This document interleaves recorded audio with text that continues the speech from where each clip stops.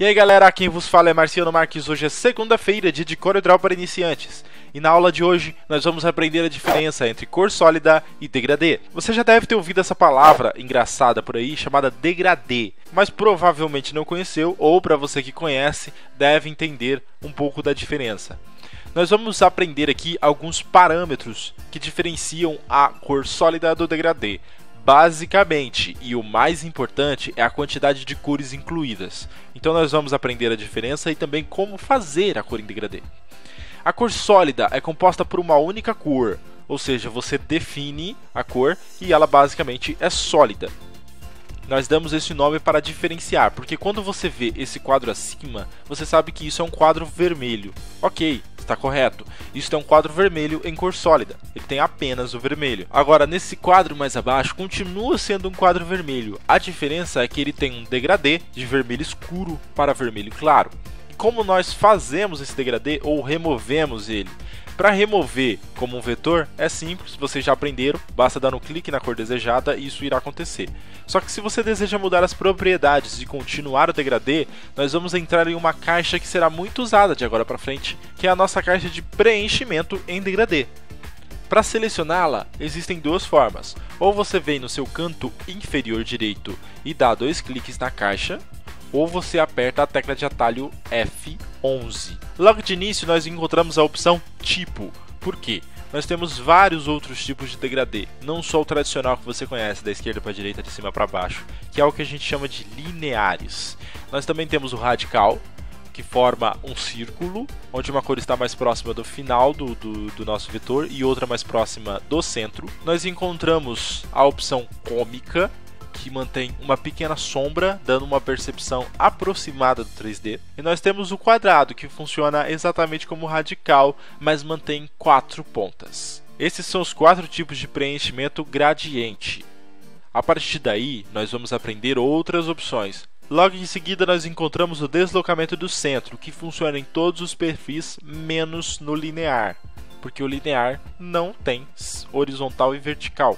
Ele é linear, ele é de um lado para o outro e simples. Ele funciona basicamente para definir aonde está o ponto central de uma das cores, ou a primeira ou a segunda.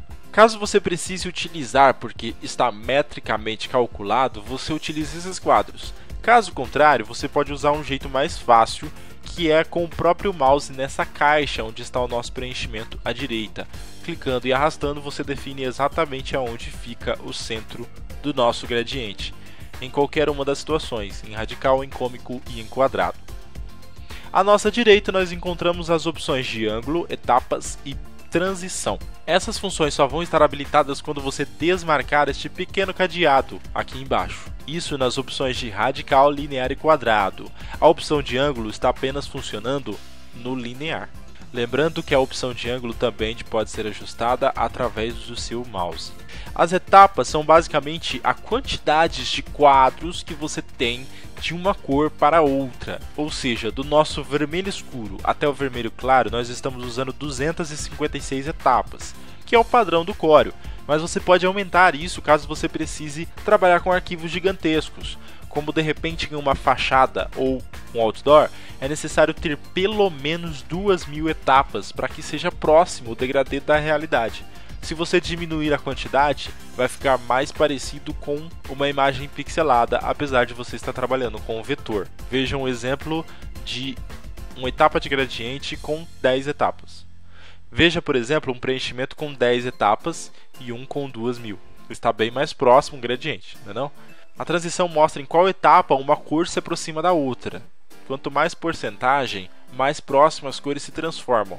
E quanto menos porcentagem, mais longe é e mais imperceptível é a transição. Mais abaixo nós encontramos a mistura de cores, que vai determinar o nosso degradê total. A nossa primeira opção é a opção de 2 cores, onde você define o D, que é a primeira cor, e o Para, que é a segunda cor. Nele você encontra o nosso padrão de cores, mas também pode utilizar o conta-gotas ou clicar em mais para abrir nossa caixa de preenchimento. A segunda opção é a personalizada. A personalizada você pode adicionar quantas etapas e quantas cores você quiser. Se você perceber aqui, tem uma linha deste ponto até este ponto.